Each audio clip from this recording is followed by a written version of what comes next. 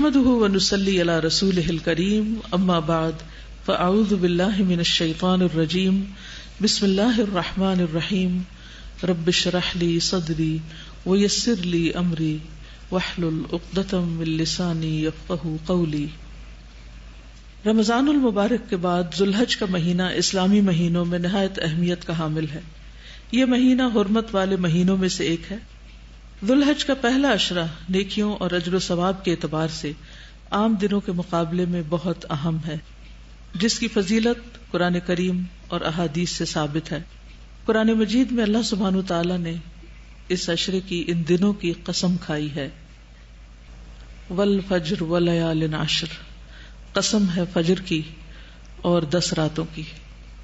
اور اس قسم کے اندر حل فی ذالک قسم لذی حجر، کیا اس میں عقل مندوں کے لیے کوئی گواہی ہے، کوئی قسم ہے؟ یعنی اس قسم کے اندر، یعنی ان دنوں کے اندر ایک خاص اہمیت ہے۔ اسی لیے اکثر مفسرین کے نزدیک لیال عشر سے مراد ذوالحج کی ابتدائی 10 راتیں ہیں۔ اللہ تعالیٰ نے ان 10 دنوں میں اپنے ذکر کا خاص حکم دیا ہے۔ قرآن مجید میں آتا ہے وَيَذْكُرُ اسْمَ اللَّهِ فِي أَيَّامٍ مَّعْلُومَاتٍ، اور معلوم دنوں میں اللہ تعالیٰ کا نام یاد کریں، یعنی کثرت سے اللہ کا ذکر کریں۔ تو ان 10 دنوں میں کیے جانے والے اعمال اللہ تعالیٰ کو دیگر دنوں کی نسبت زیادہ محبوب ہیں۔ تو جو چیز اللہ تعالیٰ کو محبوب ہو وہ پھر ہمیں بھی محبوب ہونی چاہیے۔ تو اللہ سبحانہ وتعالیٰ کو کیا پسند ہے، کس چیز سے محبت ہے، کیا چیز اس کو اچھی لگتی ہے؟ ان دنوں میں کیے جانے والے نیک اعمال، یعنی آئندہ کے دنوں میں جو آپ اچھے عمل کریں گے، وہ عمل اگرچہ آپ سال کے باقی دنوں میں بھی کرتے ہیں، لیکن ان دنوں میں کرنے سے وہ کام اللہ تعالیٰ کو زیادہ پیارا ہوتا ہے۔ تو والذین آمنوا اشد حبا للہ، ایمان والے اللہ سبحانہ تعالیٰ سے شدید محبت رکھتے ہیں۔ جب اللہ سے محبت رکھتے ہیں تو پھر اس کی علامت اور نشانی کیا ہے، اس کی دلیل اور گواہی کیا ہے کہ واقعی ہم اللہ تعالیٰ سے محبت رکھتے ہیں؟ ہم ان کاموں سے بھی محبت رکھتے ہیں، ان دنوں سے بھی محبت رکھتے ہیں، ان جگہوں سے محبت رکھتے ہیں، ان راتوں سے محبت رکھتے ہیں جن سے اللہ سبحانہ وتعالی محبت رکھتا ہے۔ یعنی ہم ہر اس چیز سے محبت کرتے ہیں جس سے اللہ تعالیٰ محبت کرتا ہے۔ تو اللہ سبحانہ وتعالی ان 10 دنوں میں کیے ہوئے نیک اعمال سے محبت رکھتا ہے۔ تو گویا کوئی بھی آپ اچھا کام کریں گے تو دل ہی دل میں خوش بھی ہو رہے ہوں گے کہ اللہ سبحانہ وتعالی کو میرا یہ عمل پسند آ رہا ہوگا اور یہ کام میں خالصتاً اللہ سبحانہ وتعالی کے لیے کر رہی ہوں۔ تو ارشاد ہے قسم ہے فجر کی اور 10 راتوں کی، اور جفت کی اور طاق کی، یعنی ایون اور آڈ کی، اور رات کی جب وہ چلتی ہے، یعنی ہر رات آتی ہے، اور اسلامی کیلنڈر ویسے بھی رات سے شروع ہوتا ہے جب چاند نظر آ جاتا ہے۔ یقیناً اس میں عقل والے کے لیے بڑی قسم ہے، بہت کچھ سمجھنے کو ہے۔ تو اگر ہم عقل مند ہیں، سمجھدار ہیں، تو پھر لازمی طور پر ان آیات میں غور و فکر کریں گے، اور ان آیات میں جن 10 راتوں کا ذکر ہوا ہے ان راتوں میں نیک اعمال کریں گے۔ اور رات کا لفظ جب بولا جاتا ہے تو وہ صرف رات کے لیے نہیں ہوتا، اس سے مراد دن بھی ہوتا ہے۔ جیسے ہم جب دن بولتے ہیں تو اس سے مراد صرف دن نہیں ہوتا، کیا ہوتا ہے؟ رات بھی ہوتی، 24 آورز ہوتے ہیں۔ تو اسی طرح یہاں جب رات بولی گئی تو اس سے مراد صرف ذوالحج کی 10 راتیں نہیں، راتوں کی افضلیت کے اعتبار سے تو رمضان کے آخری عشرے کی 10 راتیں زیادہ افضل ہیں، لیکن یہاں رات سے مراد رات بھی ہے اور دن بھی ہے، یعنی دن میں عمل کریں یا رات میں عمل کریں تو یہ عمل آپ کا اللہ تعالیٰ کو زیادہ پیارا ہوگا۔ صحیح الترغیب والترہیب کی حدیث ہے، رسول اللہ صلی اللہ علیہ وسلم نے فرمایا دنیا کے دنوں میں افضل ترین دن 10 دن یعنی عشرہ ذوالحجہ ہیں۔ دنیا کے دنوں میں یعنی پوری دنیا میں دنوں کی جو گنتی ہے اور تعداد ہے یا جو دنوں کی فضیلت ہے ان میں سب سے زیادہ ان 10 دنوں کی ہے، پہلی ذوالحج سے لے کر 10 ذوالحج تک، اور پھر آگے ایام تشریق جو ہے ان کی اپنی ایک فضیلت ہے۔ اور ان دنوں میں کیا گیا عمل سب سے افضل عمل ہے. اب رمضان میں کیا ہوئے عمل بھی افضل ہوتے ہیں، جی ہاں وہ بھی افضل ہوتے ہیں. مہینے کے اعتبار سے وہ مہینہ افضل ہے، اور راتوں کے اعتبار سے اس کی 10 راتیں افضل ہیں، لیکن دنوں کے اعتبار سے یہ 10 دن افضل ہیں، اور ان کے دن کے اعمال زیادہ افضل ہیں، اگرچہ رات کے بھی اچھے عمل ساتھ ہی شمار ہوں گے. مسند احمد کی روایت ہے، ما عمل افضل منه في هذه الايام یعنی ایام العشر. نبی صلی اللہ علیہ وسلم نے فرمایا، ان دنوں میں کیے گئے عمل سے افضل کوئی عمل نہیں. ان دنوں میں کیے گئے عمل سے افضل کوئی عمل نہیں، یعنی عشرہ ذی الحجہ کے دنوں سے. ایک اور حدیث میں آتا ہے، ابو داؤد کی روایت ہے کہ ان دنوں میں کیا گیا نیک عمل اللہ تعالیٰ کو سب سے زیادہ پسند ہے. رسول اللہ صلی اللہ علیہ وسلم نے فرمایا، اللہ تعالیٰ کو کوئی نیک عمل کسی دن میں اس قدر زیادہ پسندیدہ نہیں جتنا کہ ان دنوں میں پسندیدہ ہے. یعنی جو بھی اچھا کام آپ کریں گے، یعنی عشرہ ذی الحجہ. صحابہ نے کہا، اے اللہ کے رسول، کیا جہاد فی سبیل اللہ بھی نہیں؟ کیونکہ کرنے کے کاموں میں سب سے افضل کام اللہ کے راستے میں نکلنا ہے. آپ نے فرمایا، نہیں، جہاد فی سبیل اللہ بھی نہیں، مگر جو شخص اپنی جان اور مال لے کر نکلا ہو پھر کچھ واپس نہ لایا ہو. یعنی جو اپنی جان بھی دے دے اور اس کا گھوڑا بھی شہید ہو جائے اور وہ خود بھی چلا جائے، یعنی سب کچھ اللہ کے راستے میں لٹا دے، اس کا عمل بہرحال سب سے بہتر ہے. لیکن ادروائز باقی جو کچھ بھی لوگ اچھے اچھے کام کر رہے ہیں، ان سب کاموں میں ان دنوں میں کیے ہوئے کام اللہ کو پیارے ہیں. پھر اسی طرح صحیح ترغیب و ترہیب کی ایک اور حدیث میں آتا ہے، ما من عمل ازکا عند اللہ. پیچھے تو احب الی اللہ آتا ہے اور یہاں ازکا ولا اعظم اجرا من خیر یعملہ فی عشر الاضحی. نبی صلی اللہ علیہ وسلم نے فرمایا، اللہ کے نزدیک ذوالحجہ کے 10 دنوں میں نیک اعمال بہت زیادہ پاکیزگی اور بہت بڑے ثواب کا باعث ہے. یعنی اس سے انسان کے نفس کا تزکیہ بھی ہوتا ہے اور اجر میں بھی اضافہ ہوتا ہے، اعظم و اجرا ہے. صحیح ترغیب و ترہیب کی ایک اور حدیث سے پتہ چلتا ہے، نبی صلی اللہ علیہ وسلم نے فرمایا، اللہ تعالیٰ کے نزدیک عشرہ ذی الحجہ کے دنوں سے بہترین دن کوئی نہیں. ایک آدمی نے عرض کیا، اے اللہ کے رسول صلی اللہ علیہ وسلم، کیا یہ افضل ہے یا ان کی گنتی کے برابر اللہ کے راستے میں جہاد کرنا، یعنی 10 دفعہ جہاد میں جانا، یہ دن افضل ہے یا ان کی گنتی کے برابر اللہ کے راستے میں جہاد کرنا؟ تو آپ نے فرمایا، ان کی گنتی کے برابر اللہ کے راستے میں جہاد کرنے سے بھی زیادہ افضل ہے.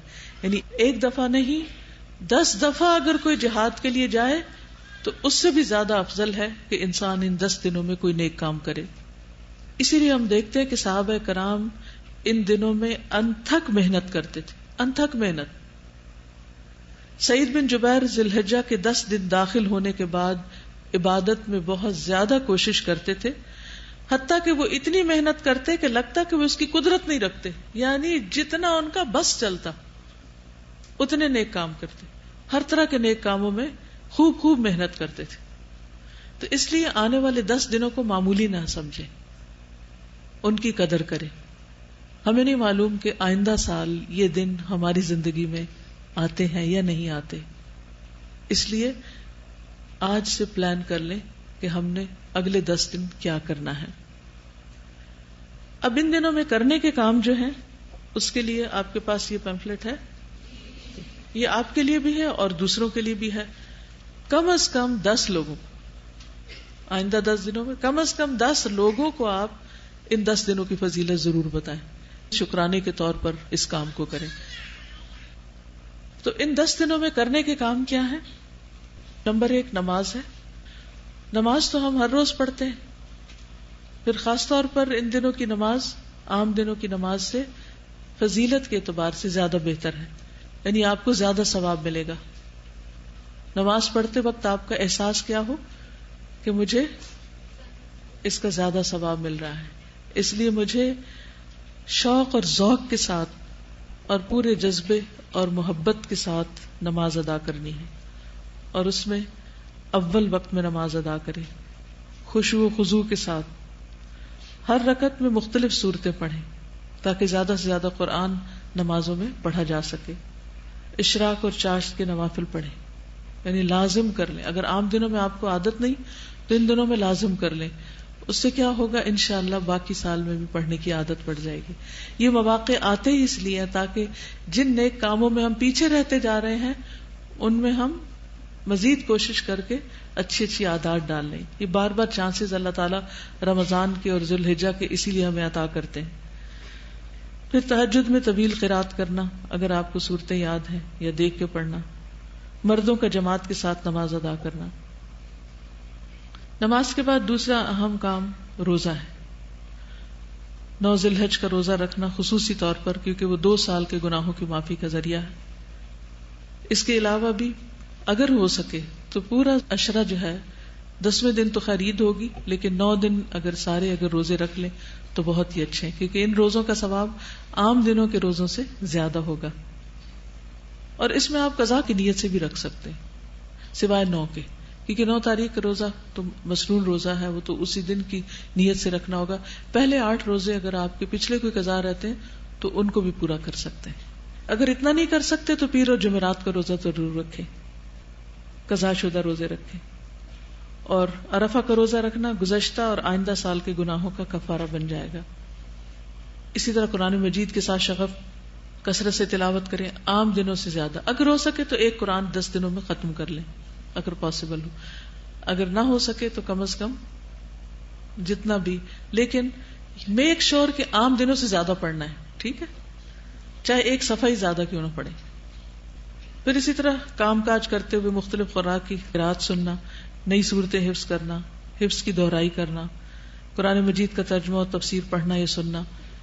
آپ لوگ تو ماشاءاللہ پہلے یہ کام کر رہے ہیں، لیکن ظاہر ہے کہ عشرہ صرف آپ لوگوں کے لیے نہیں، باقی سب مسلمانوں کے لیے بھی ہے، تو ان کو بھی اس طرف راغب کریں کہ مثلاً ان کو آپ سجیسٹ کر سکتے ہیں کہ ان دنوں میں ایک دن سورت یاسین کا سن لیں، ایک دن سورت الرحمن سن لیں، ایک دن سورت الملک سن لیں، ایک دن سورت الحجرات سن لیں. تو 10 دنوں میں اگر 10 صورتیں وہ ترجمہ تفسیر سے سن لیتے ہیں تو اس سے کیا ہوگا، ان کے علم میں اضافہ ہوگا اور نیکی کے کاموں کا شوق پیدا ہوگا. پھر معنی پر غور و فکر اور دوسروں تک قرآن کا پیغام پہنچانا.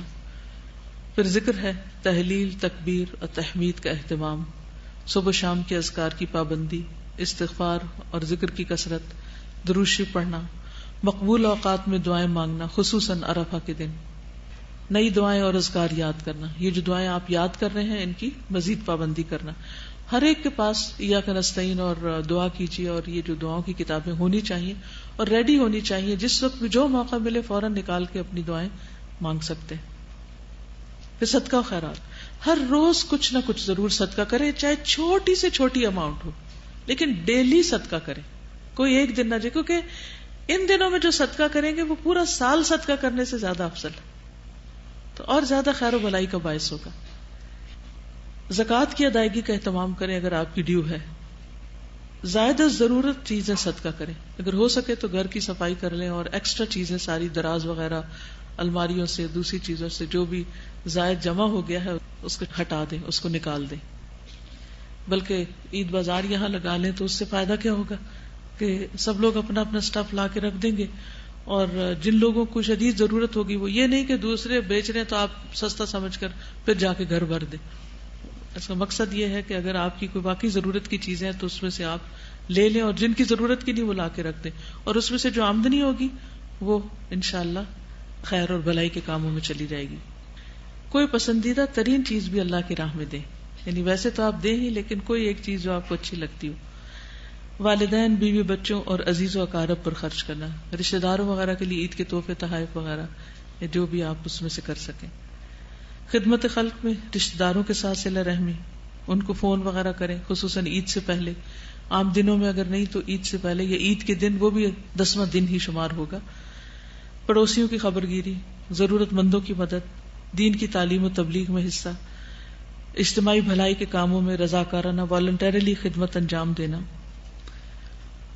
قربانی تک ناخن اور بال نہ کاٹنا، جس نے کاٹنے وہ آج کاٹ لے، کیونکہ اگلے 10 دن میں ایک بال بھی نہیں اتار سکتے آپ، ٹھیک ہے، تو آج ہی اپنی صفائی کر لیں. پھر عید کے دن کی سنتوں پر عمل کرنا، عید کی نماز کا اہتمام کرنا، عزیز و اقارب سے ملاقات کرنا، اخلاص نیت سے قربانی کرنا، قربانی کا گوشت کھانا اور دوسروں کو کھلانا، قربانی کی سنتیں جو ہیں وہ دوسروں کے ساتھ شیئر کرنا. جیسے ایک پمفلٹ اگر آپ اس میں قربانی کے احکام وغیرہ پائے جاتے ہیں، اگر دوسروں کو تقسیم بھی کریں گے، جیسے گھر جاتے ہوئے اگر آپ بس پہ بیٹھے ہیں، پبلک ٹرانسپورٹ پہ جا رہے ہیں، تو کم از کم 40-50 لے جائیں، ہر ایک سواری کو ایک ایک ایک ایک دے سکتے ہیں. کسی اسکول میں، کسی کالج میں، یونیورسٹی میں، کہیں نہ کہیں آپ اپنی طرف سے تقسیم کر سکتے ہیں. اس سے یہ ہے کہ لوگوں میں قربانی کا شعور پیدا ہوگا، ان کو مسائل پتہ چلیں گے. پھر متفرقات میں نیکی کا کوئی موقع ضائع نہ کرنا، بے مقصد کاموں اور باتوں سے پرہیز کرنا، گناہوں سے بچنا، اچھی کتب کا مطالعہ، مفید کتب اور کیسٹس وغیرہ تقسیم کرنا. یہ کچھ کرنے کے کام ہیں جن کو آپ کر سکتے ہیں. لیکن وہ خاص کون سا کام ہے جس کا اللہ کے رسول صلی اللہ علیہ وسلم نے حکم دیا، ہم وہ کریں گے انشاءاللہ. اب میں باقی لیکچر اس سے متعلق دوں گی. کرنے کے کاموں کی لسٹ تو بہت طویل ہے، ضروری نہیں کہ وہ آپ سارے ہی کر سکیں، لیکن انسان نیت ضرور کر لے. لیکن کرنے کے کاموں میں بھی سب سے بہترین کام وہ ہوتا ہے جس کا حکم ہمیں اللہ کے رسول صلی اللہ علیہ وسلم دے. اس کام کے کرنے کا لطف ہی کچھ اور ہے، اس کام پر توجہ زیادہ ضروری ہے، کیونکہ اس میں ایک تو اس کام کا اجر ہوگا ہی ہوگا، ساتھ ہمیں دوہرا اجر کس چیز کا مل جائے گا؟ سنت کی پیروی کرنے کا. تو ان دنوں میں خصوصی طور پر جو کام سب سے زیادہ کرنے کا ہے وہ ہے اللہ کا ذکر. مسند احمد کی روایت میں ہے، عن النبی صلی اللہ علیہ وسلم قال ما من ایام اعظم عند اللہ ولا احب الیہ العمل فیہن من هذه الایام العشر فاکثروا فیہن من التہلیل والتکبیر والتحمید. نبی صلی اللہ علیہ وسلم نے فرمایا، کوئی دن اللہ کے ہاں ان 10 دنوں سے زیادہ عظمت والا نہیں، اور نہ ہی کسی دن کا عمل اللہ تعالیٰ کو ان 10 دنوں کے عمل سے زیادہ محبوب ہے. یعنی دنوں کی بھی عظمت ہے اور ان دنوں میں کیے جانے والے کاموں کی بھی عظمت ہے. بس تم ان 10 دنوں میں کثرت سے تحلیل، تکبیر اور تحمید کہو، لا الہ الا اللہ، اللہ اکبر، الحمدللہ. تو کس چیز کے کرنے کا حکم دیا؟ ذکر. اور ذکر میں سے بھی خاص طور پر کون سا ذکر؟ شابش. تحلیل، تکبیر، تحمید. تحلیل کا مطلب ہے لا الہ الا اللہ کہنا، تکبیر کا مطلب ہے اللہ اکبر کہنا، تحمید کا مطلب ہے الحمدللہ کہنا. تو ان دنوں میں ذکر اللہ تعالیٰ کو بہت محبوب ہے. ویسے بھی اللہ کا ذکر سب سے بہترین چیز ہے، وَلَذِكْرُ اللَّهِ اکبر. اور اگر عظمت والے دنوں میں ہو تو ذکر کا اجر و ثواب کہیں زیادہ بڑھ جاتا ہے. تو تھوڑا سا ذکر کی اہمیت اور فائدوں پر بات کریں گے. سورۃ الاحزاب 41-42 میں اللہ تعالیٰ فرماتے ہیں، یا ایھا الذین آمنوا اذکروا اللہ ذکرا کثیرا. کون حکم دے رہا ہے؟ اللہ سبحانہ وتعالی. اذکروا اللہ ذکرا کثیرا وسبحوہ بکرۃ واصیلا. اے لوگو جو ایمان لائے ہو، اللہ کو یاد کرو، بہت یاد کرنا، اور اس کی تسبیح کرو پہلے پہر اور پچھلے پہر. نبی صلی اللہ علیہ وسلم نے فرمایا، کیا میں تمہیں وہ عمل نہ بتاؤں جو تمہارے مالک یعنی اللہ سبحانہ وتعالی کے نزدیک اچھا اور پاکیزہ ہے، اور تمہارے درجات میں سب سے بلند، اور تمہارے لیے سونے اور چاندی کے خرچ کرنے سے بہتر. تمہارے لیے سونا اور چاندی خرچ کرنے سے بہتر. اب جس کے پاس سونا چاندی ہے وہ تو ان دنوں میں خرچ کرے گا انشاءاللہ اللہ کے راستے میں، لیکن جس کے پاس سونا چاندی نہیں پھر وہ کیا کرے؟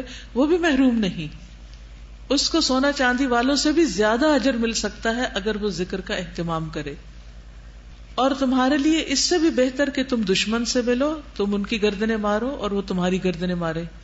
یعنی جہاد فی سبیل اللہ سے بھی بہتر، شہید ہونے سے بھی بہتر. صحابہ نے عرض کیا کیوں نہیں؟ آپ نے فرمایا اللہ کا ذکر، اللہ تعالی کا ذکر. لیکن ہمیں ذکر کا موقع کیوں نہیں ملتا؟ ذکر کی فرصت کیوں نہیں ملتی؟ آپ میں سے کوئی بتائے گا؟ ہم اور باتیں بہت زیادہ کرتے ہیں. تو جو شخص جتنی زیادہ غیر ضروری باتیں کرے گا اتنا زیادہ ذکر سے محروم ہوگا، خیر اور بھلائی سے محروم رہے گا. اس لیے اگر آپ واقعی چاہتے ہیں کہ اللہ کا ذکر کریں تو اپنا محاسبہ خود کریں. کوئی اور نہیں آپ کو روکے گا، کیونکہ دوسرے مروت کے مارے، شرم کے مارے آپ کو نہیں کہیں کہ کم بولو. تو آپ نے خود اپنے آپ کو کنٹرول کرنا ہے اور اس کو ذکر سے ریپلیس کرنا ہے. تو جو شخص ذاکر ہوتا ہے وہ غافل نہیں ہوتا. تو اللہ ہمیں ذاکرین میں سے بنائے، غافلین میں شامل نہ کرے. نبی صلی اللہ علیہ وسلم نے فرمایا بہترین عمل یہ ہے کہ جب تم دنیا سے رخصت ہو تو تمہاری زبان اللہ کے ذکر سے تر ہو. یہ کیسے ممکن ہے؟ یہ کیسے ہوتا ہے کہ دنیا سے جاتے ہوئے بھی اللہ کی باتیں ہو رہی ہیں، لوگوں کی نہیں، چیزوں کی نہیں، مال و دولت کی نہیں، بچوں کی نہیں؟ یہ کیسے ہوتا ہے؟ یہ کن خوش نصیبوں کو نصیب ہوتا ہے جو شعوری اور لاشعوری دونوں طور پر اللہ کے ذکر کی کثرت کرے. ذکر جن کی گھٹی میں پڑ جائے، جن کی عادت بن جائے، پھر وہ محروم نہیں ہوتے، کیونکہ وہ چپ رہ ہی نہیں سکتے. جس طرح لوگوں کو دنیا کی باتیں بہت اچھی لگتی ہیں نا، اور وہ چپ نہیں رہ سکتے بولنے سے، اسی طرح کچھ لوگوں کو ذکر سے چپ نہیں آتی، وہ رہ ہی نہیں سکتے ذکر کے بغیر. ذکر ان کی تسبیح ہے، ذکر ان کی غذا ہے، ذکر ان کے لیے اطمینان قلب کا باعث ہے. نبی صلی اللہ علیہ وسلم نے فرمایا، اللہ تعالیٰ فرماتا ہے میں اپنے بندے کے گمان کے ساتھ ہوں جو وہ میرے متعلق رکھتا ہے، اور میں اس کے ساتھ ہوں جب وہ مجھے یاد کرتا ہے. اگر وہ مجھے اپنے دل میں یاد کرتا ہے تو میں بھی اس کو دل میں یاد کرتا ہوں. اگر مجھے جماعت میں یاد کرتا ہے تو میں اس سے بہتر جماعت میں اس کو یاد کرتا ہوں. اللہ تعالیٰ فرماتے ہیں میں اپنے بندے کے ساتھ ہوں اس وقت تک جب تک وہ مجھے یاد کرتا ہے اور میری یاد میں اپنے ہونٹ ہلاتا ہے. ایک ذکر ہوتا ہے صرف دل میں، اور ایک ہوتا ہے منہ سے بول کر، اور ایک ہوتا ہے چاہے اونچی آواز سے نہ بھی کریں، دون الجہر من القول، یعنی خفیہ خفیہ بھی کریں تو اس میں بھی ہونٹ ہلنے چاہیے، یعنی پتہ چلے کہ آپ ذکر کر رہے ہیں. جو لوگ ذکر کریں گے وہ کامیابی سے یقیناً دوچار ہوں گے، یعنی کامیابی پائیں گے. سورۃ الجمعہ آیت 10 میں اللہ تعالیٰ فرماتے ہیں وَاذْكُرُوا اللَّهَ كَثِيرًا لَعَلَّكُمْ تُفْلِحُونَ، اور اللہ کو بہت یاد کرو تاکہ تم کامیاب ہو جاؤ. ہم میں سے ہر شخص چاہتا ہے کہ اسے کامیابی نصیب ہو، تو اس کے لیے بھی کیا کرنا ہوگا؟ ذکر کی کثرت. پھر اسی طرح ذکر میں زندگی ہے. جو شخص ذکر کرتا ہے اس کا دل زندہ ہوتا ہے، وہ زندوں میں سے ہے، اور جو ذکر نہیں کرتا وہ گویا مردوں میں سے ہے. یعنی حدیث میں واضح طور پر بخاری میں بتایا گیا کہ اس شخص کی مثال جو اپنے رب کو یاد کرتا ہے اور اس کی جو یاد نہیں کرتا زندہ اور مردہ جیسی ہے. تو جب دل مردہ ہونے لگے، جب دل بے چین ہونے لگے، جب دل پر بوجھ آنے لگے، جب دل میں طرح طرح کے وسوسے آنے لگے، جب دل خراب ہونے لگے، جب دل غمگین ہو، ہرٹ ہو، جب دل فکر مند ہونے لگے، تو ان سب بیماریوں کا علاج کیا ہے؟ ان سب علتوں کا علاج کیا ہے؟ اللہ کا ذکر. کثرت سے کریں، صرف ذکر نہیں کریں، کثرت سے کریں حتیٰ کہ وہ کیفیت سبسائڈ ہو جائے، دور ہو جائے، اور یقینی طور پر دور ہو جائے گی، کیونکہ الذین آمنوا وتطمئن قلوبہم بذکر اللہ، جو لوگ ایمان لاتے ہیں ان کے دل اللہ کے ذکر سے مطمئن ہو جاتے ہیں، وہ ٹھیک ہو جاتے ہیں، شفایاب ہو جاتے ہیں، کوئی صدمہ نہیں رہتا. الا بذکر اللہ تطمئن القلوب، خبردار اللہ کے ذکر سے دل مطمئن ہوتے ہیں. پھر اسی طرح شیطانی حملے کم ہوتے ہیں. دیکھیے نیکی کے کام نیکی کے خیال سے شروع ہوتے ہیں، تو شیطان آپ کے خیالات پہ کنٹرول کرتا ہے تاکہ آپ نہ اچھا سوچیں اور نہ اچھا کریں. جب اچھا سوچیں گے تو پھر اچھا کیے بغیر رہ نہیں سکیں گے، اور اگر نہ بھی کر سکے تو اجر ہی اجر پاتے چلے جائیں گے. تو اچھے کے بجائے برا کیوں سوچنے لگتے ہیں؟ منفی سوچوں کا شکار کیوں ہو جاتے ہیں؟ اس لیے کہ شیطان حملے کر رہا ہوتا ہے، شیطان وسوسے ڈال رہا ہوتا ہے. تو جس شخص کو بھی شیطانی وسوسوں سے نجات حاصل کرنا ہے اس کے لیے لازم ہے ذکر. دنیا کی کوئی کمپنی ایسی دوا نہیں بنا سکی کہ جس سے شیطانی وسوسوں کا علاج ہو سکے، کہ آپ کوئی ٹیبلٹ کھا لیں اور آپ کو وسوسے آنے بند ہو جائے، یا اپنے جن خیالات سے آپ سخت کوفت میں آتے ہیں. ہم سب جانتے ہیں نا کہ بعض اوقات ہمارے ذہن میں ایسی سوچیں آنے لگتی ہیں جن سے ہم خود بھی تنگ ہوتے ہیں. آپ کے ساتھ ایسا کبھی ہوا؟ کچھ چیزیں آپ سوچنا نہیں چاہتے لیکن بار بار آپ سوچے چلے جاتے اور وہ خیال آپ کے دل کو پھر بھانے بھی لگتے اور شیطان ان خیالات کو مزین بھی کر دیتا ہے. ان خیالات کو آپ انجوائے بھی کرنے لگتے ہیں حالانکہ وہ بس خیالات ہی ہوتے ہیں, ان کی کوئی حقیقت نہیں ہوتی اور وہ خیالات کبھی حقیقت میں بدل بھی نہیں سکتے. کچھ چیزوں کی چاہت ہو سکتی ہے, کچھ کی خواہش ہو سکتی ہے, کچھ آپ ایسے دن میں خواب دیکھتے رہتے ہیں اور جب کوئی کام کرنے لگتے ہیں اس پر فوکس کرنے کے بجائے کچھ اور ہی سوچنے شروع ہو جاتے ہیں. خصوصاً اسٹوڈینٹس کے ساتھ یہ مسئلہ بہت ہوتا ہے. تو اس کے لیے بہترین مجرب نسخہ, مجرب کا مطلب جس کو میں نے خود ایکسپیرینس کیا, کسی بھی قسم کے خیالات کی جو پچھاڑ ہے, جاگتے میں یا سوتے ہوئے, یعنی جن کی وجہ سے آپ پریشان رہتے ہو, جو آپ کو ستا رہے ہیں اور آپ کے پاس کوئی حل نہیں, تو شیطانی وسوسوں سے بچنے کی جو دعائیں ہیں خصوصاً ایاک نستعین میں دی ہوئی ہیں, آپ انہیں چند دن پڑھ کے دیکھیے اور میں آپ کو گارنٹی دیتی ہوں کہ انشاءاللہ آپ چھٹکارا پا جائیں گے. اور اگر وہ آپ کو زبانی یاد ہو جائے تو جس وقت آپ پڑھنے لگے ہیں اس وقت پڑھ کے اگر آپ اپنی پڑھائی شروع کریں تو بھی آپ دیکھیں گے انشاءاللہ بہت فائدہ ہوگا. اور اس میں خصوصاً هو الاول والآخر والظاہر والباطن وهو بكل شيء علیم. کیونکہ دیکھیے اگر پریشان کن خیالات آ رہے ہیں تو کیا آپ پریشانی دور کر لیں گے خیال کر کر کے؟ وہ تو پریشانی صرف بڑھے گی. اگر آپ کوئی چیز چاہتے ہیں تو کیا سوچ سوچ کے وہ چیز مل جائے گی آپ کو؟ آپ نماز میں پڑھے, خشوع خضوع ہی نہیں حاصل ہو رہا اور آپ تنگ ہیں اپنے آپ سے کہ کیا مصیبت ہے. حتیٰ کہ نماز تک کے اندر اجازت دی گئی ہے کہ انسان کہ 3 دفعہ دعا پڑھ کے اعوذ باللہ السمیع العلیم من الشیطان الرجیم من ہمزہ ونفخہ ونفثہ, اور تھتکار دے, یعنی چھوڑ دے نماز اور یہ دعا پڑھ کے اپنے اوپر, اپنے دل کے اوپر جھاڑے, تو انشاءاللہ اس سے بھی فائدہ ہوگا. نماز کے اندر بھی, نماز میں کنسنٹریشن کے لیے اجازت ہے اس کو پڑھنے کی, کیونکہ نبی صلی اللہ علیہ وسلم نے یہ سکھائی ہمیں. تو ہم سب سے زیادہ پریشان اور بے عمل اپنے خیالوں کی وجہ سے ہی ہوتے ہیں. اس لیے برے خیالات سے نجات پانے کے لیے بھی ضروری ہے کہ انسان اللہ کے ذکر کی کثرت اختیار کرے. یحییٰ علیہ السلام نے بیت المقدس میں بنی اسرائیل کو جمع کیا. جب مسجد بھر گئی تو ایک ٹیلے پر بیٹھ گئے, اللہ کی حمد و ثنا بیان کی اور فرمایا میں تمہیں کثرت کے ساتھ اللہ تعالیٰ کے ذکر کا حکم دیتا ہوں, کیونکہ اس کی مثال اس شخص کی سی ہے جس کا بہت تیزی سے دشمن پیچھا کر رہا ہو. دشمن اس کے پیچھے آ رہا ہے اور وہ ایک مضبوط قلعے میں گھس کر پناہ گزین ہو جائے. اسی طرح بندہ بھی جب تک اللہ تعالیٰ کے ذکر میں مصروف رہتا ہے شیطان کے حملوں سے محفوظ ایک مضبوط قلعے میں ہوتا ہے. پھر اسی طرح کچھ اوقات بھی ہیں جن میں انسان اگر ذکر کرتا ہے تو اس ذکر کا اپنا فائدہ بھی ہوتا ہے, لیکن اس کے فضائل بہت زیادہ ہیں, اس کا اجر بہت زیادہ ہے, ملٹی پلائی ہو جاتا ہے اجر. رسول اللہ صلی اللہ علیہ وسلم نے فرمایا جو شخص فجر کی نماز جماعت کے ساتھ پڑھنے کے بعد بیٹھ کر اللہ کا ذکر کرتا ہے یہاں تک کہ سورج نکل آئے, پھر 2 رکعتیں پڑھے, اس کے لیے ایک حج اور عمرے کا ثواب ہے. حضرت انس فرماتے ہیں پھر رسول اللہ صلی اللہ علیہ وسلم نے 3 مرتبہ فرمایا پورا پورا پورا, یعنی پورا پورا حج اور پورا پورا عمرہ. فجر کی نماز پڑھ کے مصلی پہ بیٹھ کے ذکر کرتے رہیں, تسبیحات کرتے رہیں, قرآن پڑھتے رہیں, اور پھر وہیں جب سورج نکل آئے اس کے 15 منٹ بعد تک بھی ذکر کرتے رہیں, پھر 2 رکعت پڑھیں اور اٹھ جائیں اور گھر بیٹھ کر حج کر لیں اگر جانے کا موقع نہیں مل رہا. اسی طرح اگر آپ چاہتے ہیں آپ کی دعائیں قبول ہوں تو اس کا بھی نسخہ یہی ہے کہ کثرت سے ذکر کرنے والوں میں شامل ہو جائیں.